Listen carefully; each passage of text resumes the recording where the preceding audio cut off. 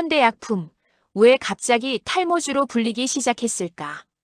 요즘 주식시장에서 현대약품을 설명할 때 예전처럼 일반 제약사라고만 말하면 설명이 부족해진다.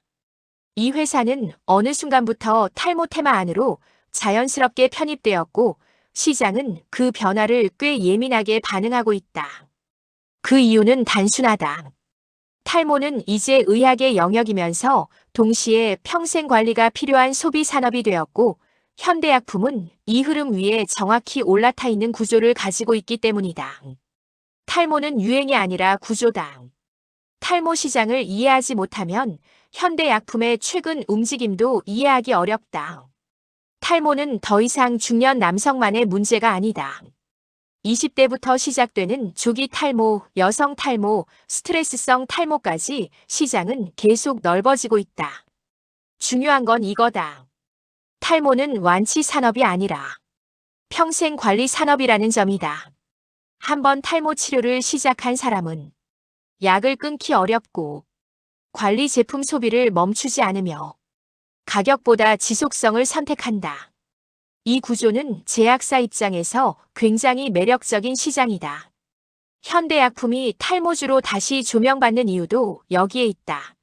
현대약품은 기대만 있는 회사가 아니다. 탈모 테마주 중 상당수는 임상 중, 연구 중, 가능성이라는 단어에 의존한다. 하지만 현대약품은 다르다. 이 회사는 이미 탈모 치료 성분 기반 의약품, 외용제 관리 제품 라인업, 약국 유통망 중심의 안정적 판매 구조를 갖춘 현재형 회사다. 즉, 현대약품은 언젠가 잘 될 회사가 아니라 이미 팔고 있는 회사다.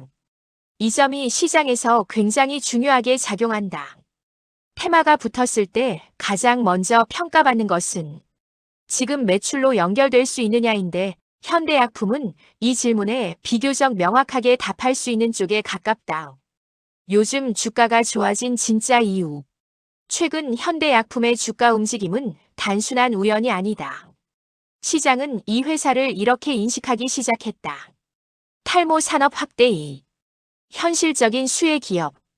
특히 탈모 치료에 대한 사회적 인식 변화. 정책제도 논의의 언급 빈도 증가. 고령화와 외모 관리 트렌드의 결합. 이 세 가지가 겹치면서 탈모주는 다시 한번 테마의 중심으로 들어왔고 현대약품은 그 안에서 과하게 허황되지 않은 종목으로 선택받고 있다. 그래서 요즘 움직임이 좋은 것이다. 하지만 이건 꼭 짚고 가야 한다. 그렇다고 현대약품을 무조건 가는 탈모 대장주로 보면 위험하다. 탈모주는 기본적으로 기대 급등, 확인 차별화, 실망 급락 이라는 사이클을 반복한다. 현대약품 역시 이 구조에서 자유롭지 않다. 다만 차이가 있다면 이 회사는 기대가 꺼져도 남는 것이 있는 회사라는 점이다. 이게 바로 순수 테마주와 탈모 편입 실적주의 차이다. 앞으로의 움직임, 이렇게 흘러갈 가능성이 크다. 앞으로 현대약품의 주가는 크게 세 구간으로 나뉠 가능성이 높다. 첫째, 테마 유지 구간. 탈모 이슈가 시장에서 살아있는 동안 주가는 비교적 강한 변동성을 동반한 상승과 조정을 반복할 수 있다. 둘째, 선별 구간. 시장이 묻기 시작한다. 그래서 이 회사 탈모 매출이 얼마나 늘었는데 이 시점부터는 말이 아닌 숫자가 중요해진다. 셋째, 재평가 혹은 탈락. 탈모 관련 매출이 분기 실적에 의미 있게 반영된다면 현대약품은 테마주에서 산업 내 포지션을 가진 기업으로 이동할 수 있다. 반대로 그렇지 않다면 다시 조용해질 수도 있다. 현대약품을 이렇게 설명하면 된다. 만약 누군가가 현대약품 요즘 왜 오르냐? 라고 묻는다면 이렇게 말하면 충분하다.